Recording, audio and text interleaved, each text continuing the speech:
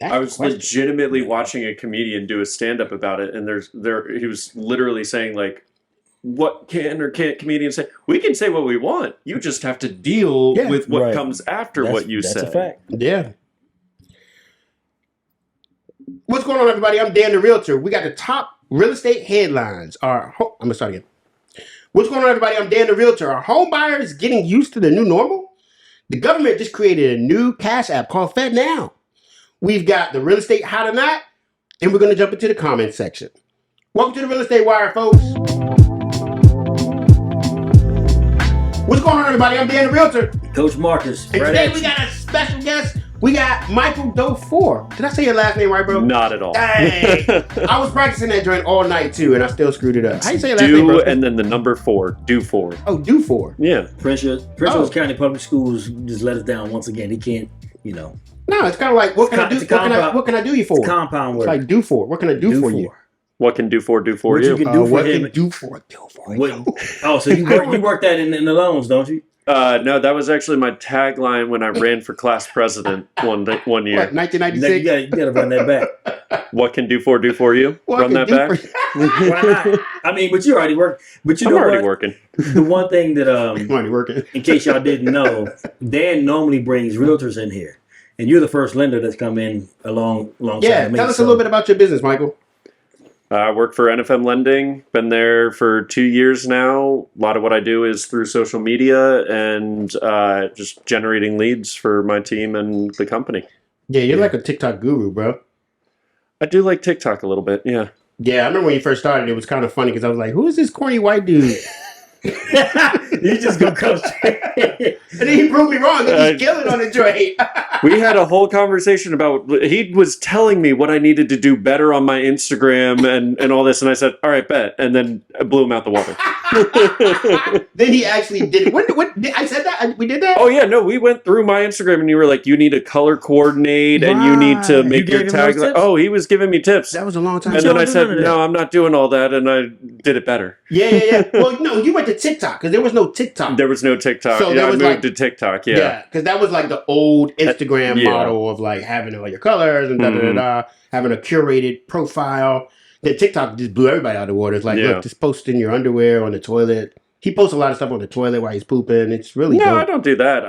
I did it in my pajamas during COVID when I was just like at home and wasn't actually like, no, I wasn't doing that. I did one while I was pooping. It went viral. That doesn't surprise me. This guy.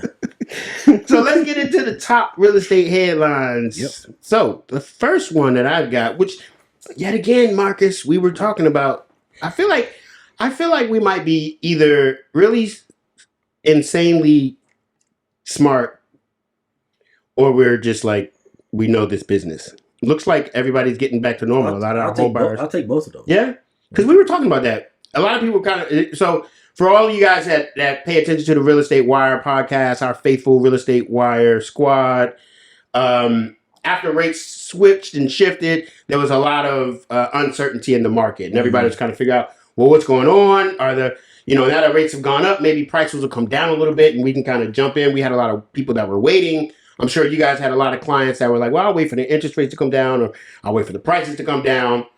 And it doesn't look like any of that has been happening so far.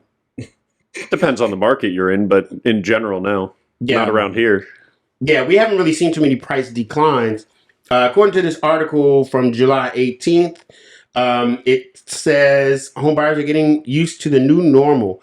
According to Lawrence Young, chief economist of the National Association of Realtors, mortgage rates play a significant role in buyer demand and, by extension, home sales. Young highlights the positive impact of stable rates. Mortgage rates heavily affect, no, here we go. As a seller, hearing that home sales are, I had to skip over that part. As a seller, because it was literally just the same thing. As a seller, hearing that home sales are consistent right now is good news. It means that buyers are out there actively purchasing homes. And I think that actually is a good thing that, these rates, even though they're high, seems like it's kind of stabling out a little bit. It is, man. And we had a terrible 2-week stretch of the rates is going up, and if you're like me, you're still getting applications in and you're quoting, and it's like sticker shock. although it's still sticker shock in some ways from the 2s and 3s from 2 years ago, 3 years ago. But everybody kind of got used to that 6%, but then we crept into the 7s and you're like, wait a minute, what? And I'm like, just ride it for a little bit. You're not, under contract. You're not really locking it at this time anyway. But this is what your updated, qualification amount's going to be based upon.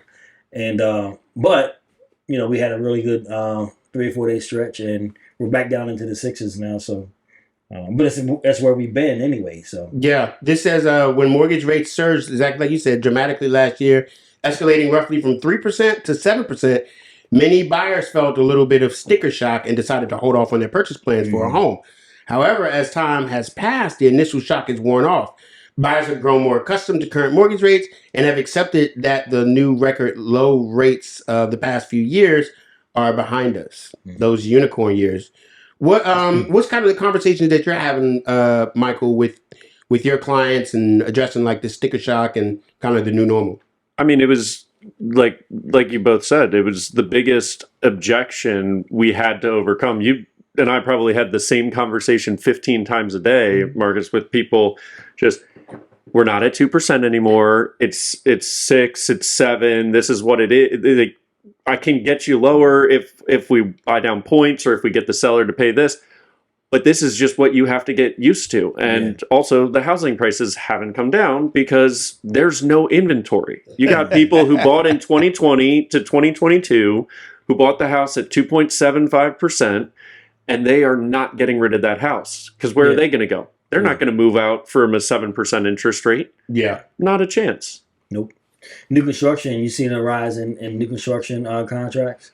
A little bit. Builders are excited. I mean, there's opportunities for builders. There's just... They hold the cars. They have the inventory. They can build. If they don't have it, they can get it because they can build it. I've never seen... I've been doing this for 5 years, and I've never seen more builder contracts with no incentives. There's no... I'm beating out builder lenders because they're not offering $5,000 if you go with their lender or 0.5% less if you go with their lender. I'm winning deals at the same rate as the lender without having to cut any of my commission or anything to beat it out, which is wild. And then the way you beat it out is by service. Service, and then maybe you can give a little bit of a credit here and there. Maybe you dig in your pocket a little bit, because when you look at a rate sheet or an estimate or whatever, you say, okay, well, yeah, the rates are the same, but they're not telling you that they're charging you a point or 2 points or whatever. So you're like, oh, then you're like, let's just push them aside. So for the people in the cheap seats, can y'all explain? This is my language right here. We're just in lender mode. We're in nerd land right now. For the rest of us, what's a point? Explain to us in the cheap seats. First of all, this is just kind of a little bit of payback because we're on episode 33, 34, whatever. So for all these... I understand everything you guys are talking about. So all of this, I'm saying for my regular folks that's with me, they're like, what are y'all talking about? Points or buy down? So one point is equal to 1% of the loan amount. Right. So you can use that to buy down the interest rate usually. So normally you start off, let's call it 7% is what we call your par interest rate. Costs you absolutely nothing. Right. You get that rate, you're good. Or you could pay a point and maybe get 6.5%. Because it's not a 1-to-1. Just because you pay a point doesn't mean you go from 7 to 6. It just means that you're taking 1% of that loan amount and saying, hey, I'm going to give this back to you as a lender.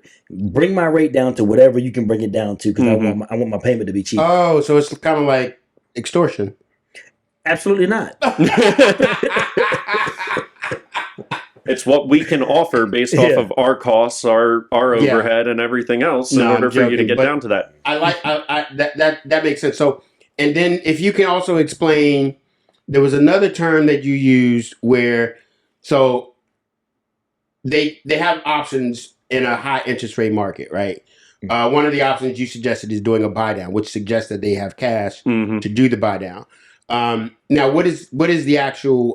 There was one other term that you used that I wanted to pick apart a little bit. Play it back. Rewind the tape. There was. No, this was my question though. I have a completely different question.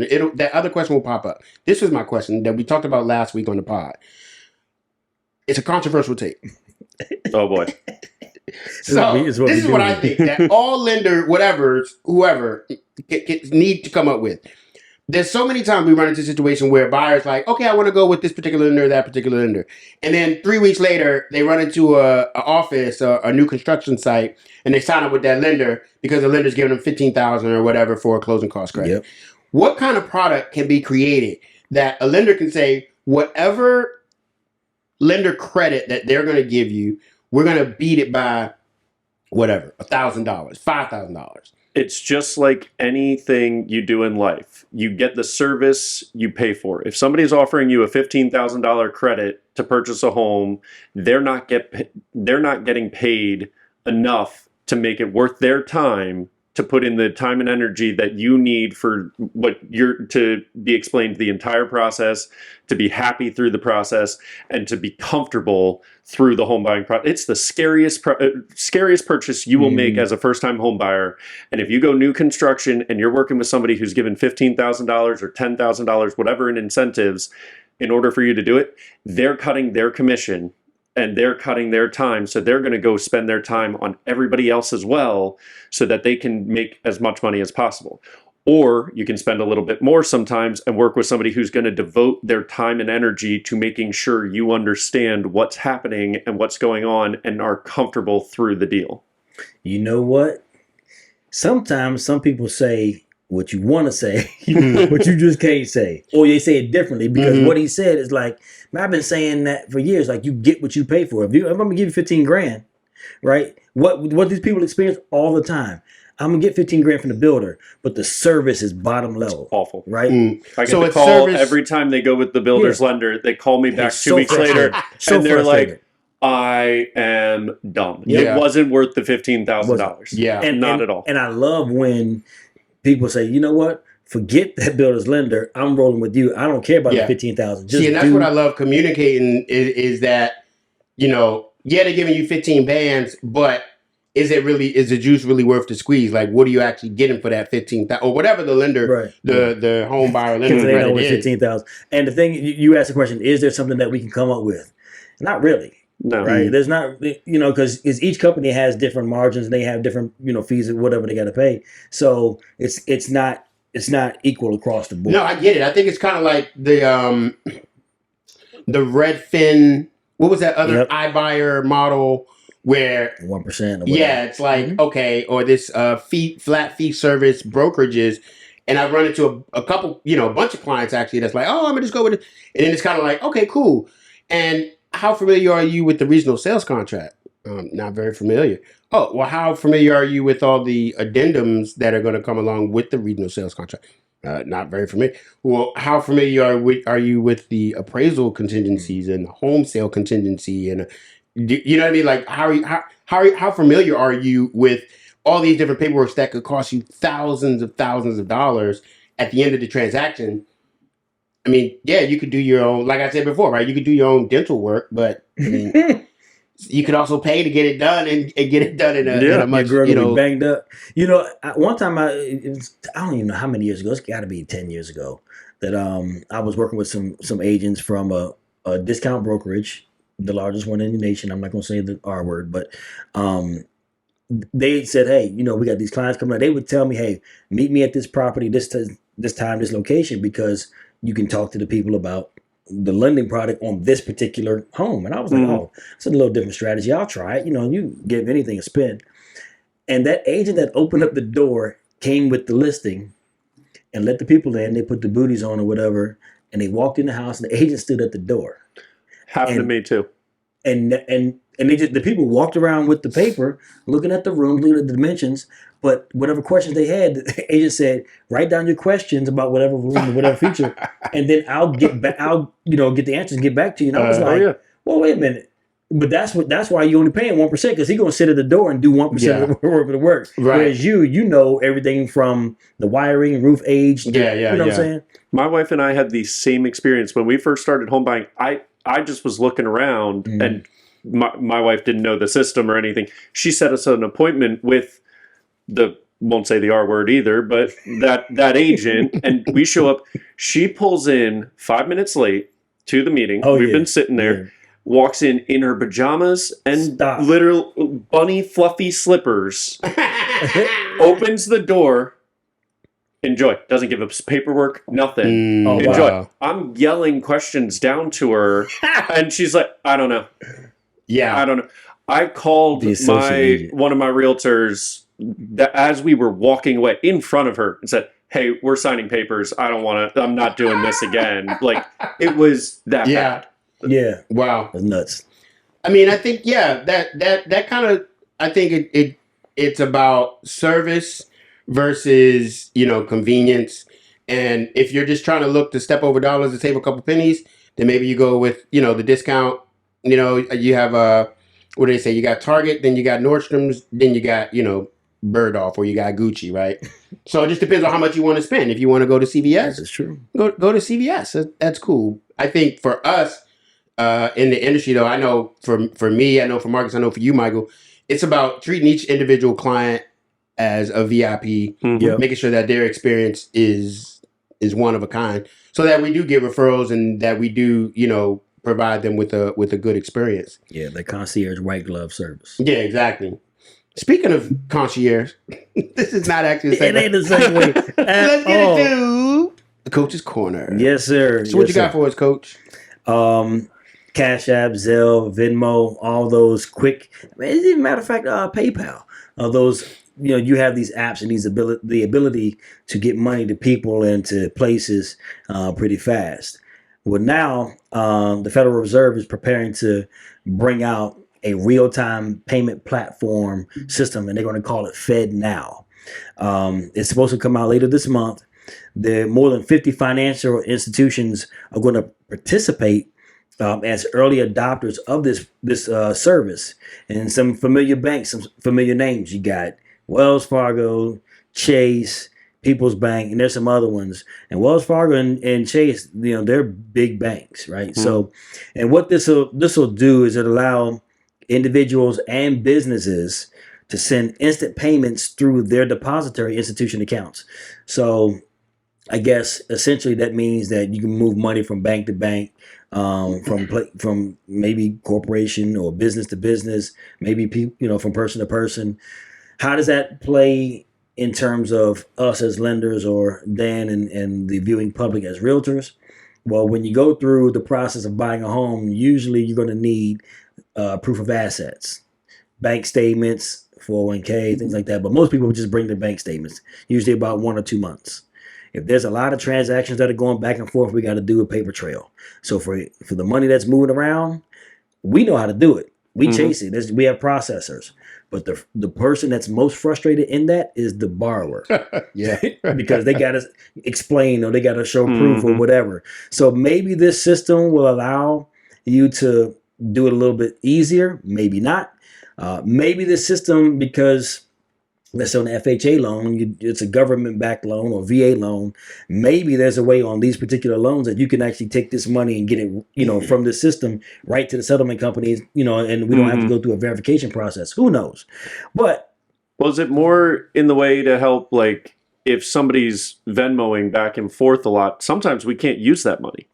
If you're sending $1,000 here, $500 there, or getting $1,000, $500, we have no idea where that money came from. Right.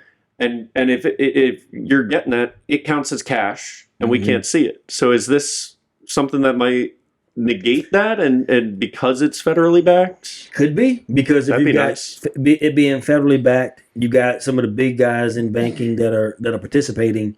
If it gets the FDIC insurance on it, then we should be able to use it. That'd be good. Conspiracy theories here. I know, but hold on one second. So, especially quiet, especially for our self-employed borrowers, right? So those that are hairstylists, landscapers, whoever it might be, sometimes they just do side jobs, and that might be where the bulk of their money comes from, or what they need for the transaction. Sometimes we can't even use that money. Waiters and waitresses, same too. Same thing. Cash. Oh yeah, deals. Yeah. What say you, conspiracy theorist? Well, I don't know if it's so much a conspiracy, more so than just an economic realization that yet again the federal government is looking to extend their reach into our personal lives. And I'm just kind of like, okay, here we go again. So that went from a conspiracy theory to a fact. Oh, it's a fact. Conspiracy theories are facts. I mean, if it's my opinion, it's a fact. No, I find it interesting. They're trying to create a Fed coin now. They're trying to compete with Cash App why is the federal government in the business of money? I thought that the monetary system should be separate from the federal government has always and will always be in the business of money. No. What I'm saying the federal government. Yeah, and that to me is a problem. Yeah, it is. The federal government should not be in the business of issuing money, because here's the thing: if the federal government can control your electronic money, what's to say that they can't just shut it off if at any point they feel like you've done something that they consider to be like disagreeable? They do. It's called lien and garnishment. They shut your access off whenever they feel like it. Yeah, that's a problem. And so now they're just figuring out more ways to justify it, to control and to jump into our money. Now they're trying to create a Fed Cash App, and to me it just looks like another way for them to continue to print more money, more quantitative easing, more inflation, and more unnecessary spending and irresponsible fiscal policies. I wonder if there's going to be a charge to it either. Like if you got to pay. No, that's what I was thinking too. Because like if you're transferring between Venmo, you either have to wait 1 to 3 days to get it into your bank account, or you pay like $1 or whatever to instantly transfer. If it's linked with your bank and it's the Fed backed, like wouldn't it just be right into your bank account then? Yeah. Ain't nothing for free, dog. They're going to charge. That's true. And if it is free, it's not free because they're just going to take all your information. So you have to sign there's a 2-cent penalty charge for utilizing our services. And if you don't use it enough, in 15,000 pages of tiny, minute script. There's an under usage fee, and then there's an over usage fee, and then there's like a middle usage fee. So it's like. And then there's just a usage fee. You know what else? You know how we use like even like the worknumber.com or some of these other systems that'll verify, you send the link to your borrowers and then they put in their information, and then it allows us to electronically check and verify the funds. Yeah. I'm wondering if this system is a system that will allow a borrower to do that. Like Wells or Chase sends that link to the borrower signs up for the system, and then now there's a verification of funds through this FedNow system. Do they have the money? So it like knows your account. Well, I mean, my Venmo is attached to my Wells Fargo account. Right. But if you're buying a house, then you go to verify your funds. They're not checking Venmo, but then when you get that link, you put in your Wells Fargo information into that process or lender's link, and then they don't even have to ask you for bank statements. They're they're electronically tapping into what's in your account. I wonder if that system will do that. I don't know. I'm not getting it though. It's interesting. We'll see, man. It'll play out. Yeah. So let's get into really quickly. I do want to do a quick DMV market report. Then we're going to jump into the real estate hot or not. Then we're going to go to the comment section. We're going to get out of here. So for June in the DMV, listings are down 3.2%. Shocker. New pendings are down. Surprise. Shocker. New pendings are down 11%. Shocker. Closed sales. Do you think closed sales are down or up? Up. I actually think up too. You guys are right. Up 4% from May. You guys are. June was hot. June was one of my biggest months of this year for me and my team as well. So everybody was rolling. We hit a little dip in rates for like end of May, beginning of June, which spurred a ton of applications, and then And then Jerome Powell talked again, and everything. Every time he opens his mouth, shut up, Rome. Be quiet. So what's the last thing you heard from? And the median sold price is down 0.09%. What's the last thing you heard from Jerome Powell, Rome? Because I heard they were going to be freezing the rate, the increases for a little while because of inflation. He goes back and forth. Yeah. When they froze and didn't increase the last time, he was then saying, "But we still will likely do another quarter each time we meet." And they've got 2 more meetings. Well, the next we meeting just had a is 3% inflation, right? I thought they just chalked us at 3%. It just went down, but he keeps saying after that he's still saying that inflation's not where he wants it to be, or it's not trending down, or this or that. So whenever anybody asks about this, my go-to is always to say, we honestly don't know, because we don't know what's going to happen. We don't know what they're going to do. The biggest comparison I can make is in 2020, nobody predicted COVID. Right. You could not have physically predicted COVID, and then the coinciding factor of historically low rates. Sure. So you want us to try and predict what's going to happen moving forward. We have a better indication than we normally do, because we're back to where we're used to. In COVID, we were not used to being there. The pandemic changed the game. But now we're back to, okay, well, this is how this affects, the inflation affects us this way. Jobs report affects us this way, and we're following that trend. We just don't know exactly where those things are going to be. We can guess and do educated guesses all day. In reality, we're probably not going to see the mid fives to like low fives until probably late 2024. That's really when all experts are saying. You think we're going to hit low fives? I want to hope. Yeah. For my business, I want to hope. But I honestly, but then my counterpoint to that is we're still screwed, because we have a lack of inventory. You just said it. We don't have inventory. Point.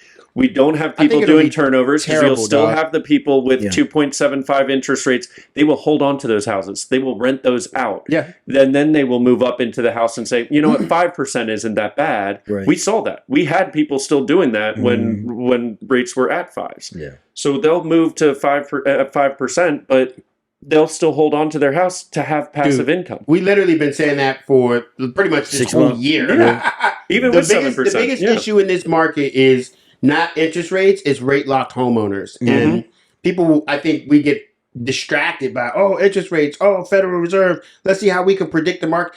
That has nothing to do with anything. What you really, nothing to do with anything. It's not the most important factor. If you really want to look at where the wind is blowing, you got to look at the inventory. Because the buck stops with people putting their houses on the market so that you can buy it. Right. And if they ain't going nowhere, so that's why my hot take is, I think 2% interest rates were the worst thing that could have ever happened to the housing market. Disagree with me if you want to. I think it destabilized everything way too much, and it caused this crazy seesaw effect. Because if we go to 5%, you know what's going to happen. We're going to do the same thing all over again. The prices are going to go up even more astronomically, and it's going to push even more people out of the market. Yeah.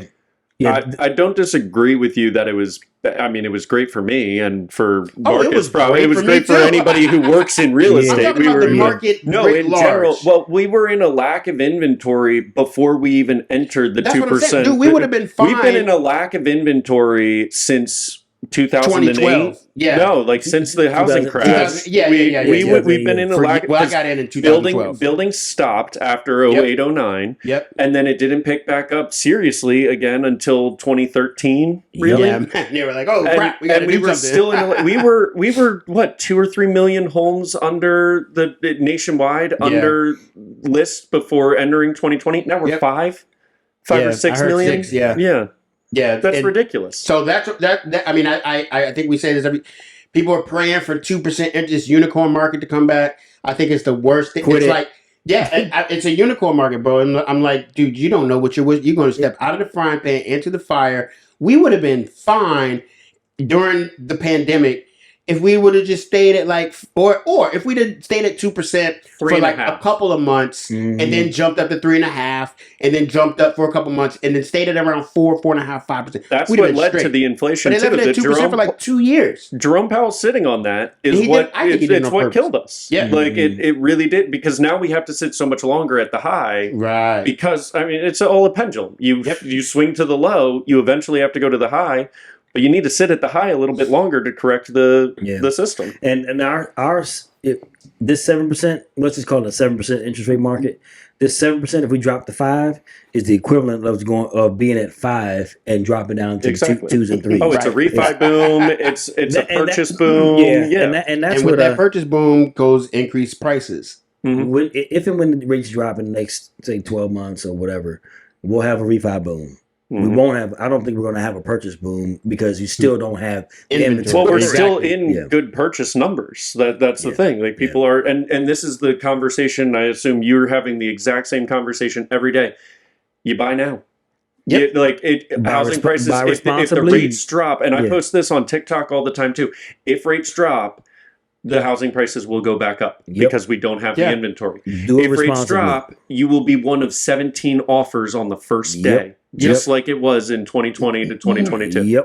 Yep. I mean, you hit it on the head. Let's skip the because we gotta get out of here. Let's hit the comment section, yo. How about that?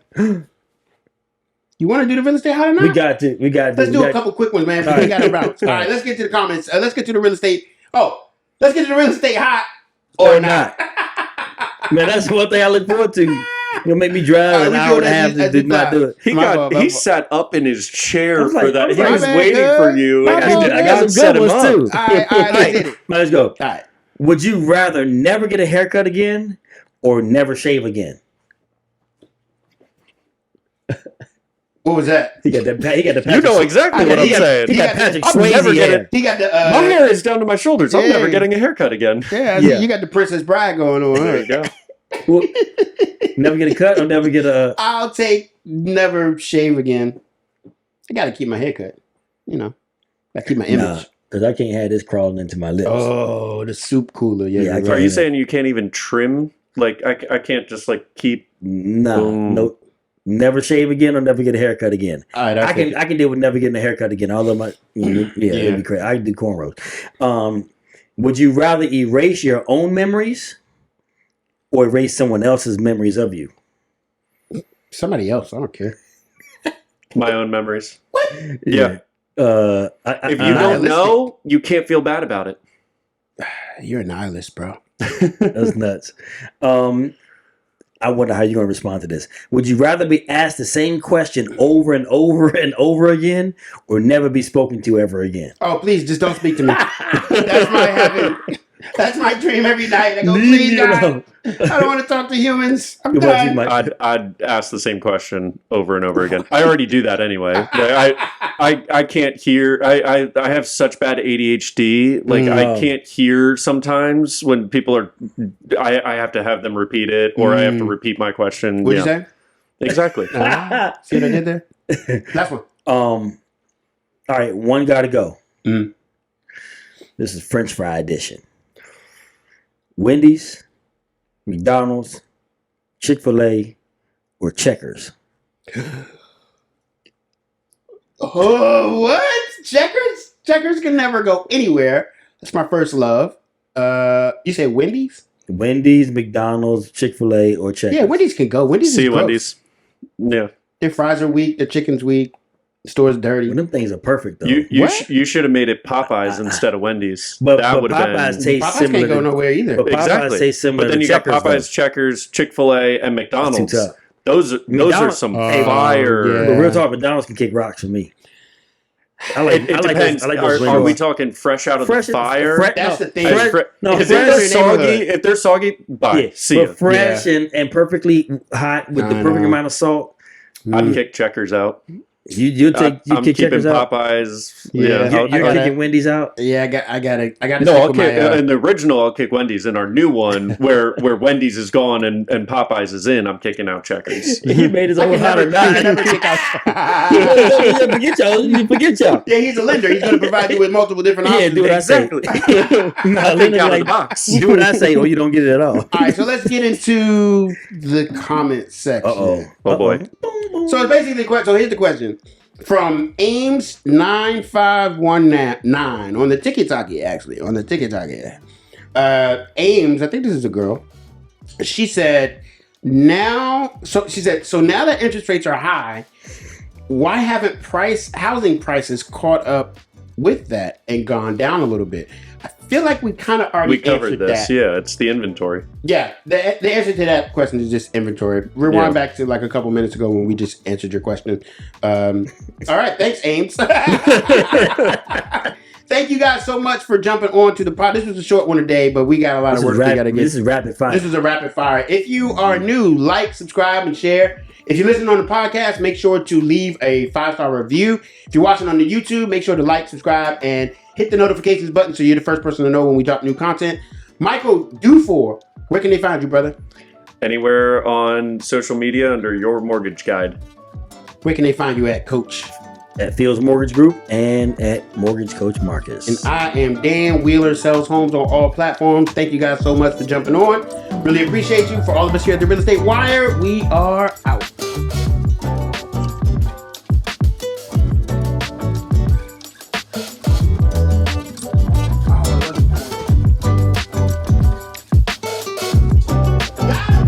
You did it.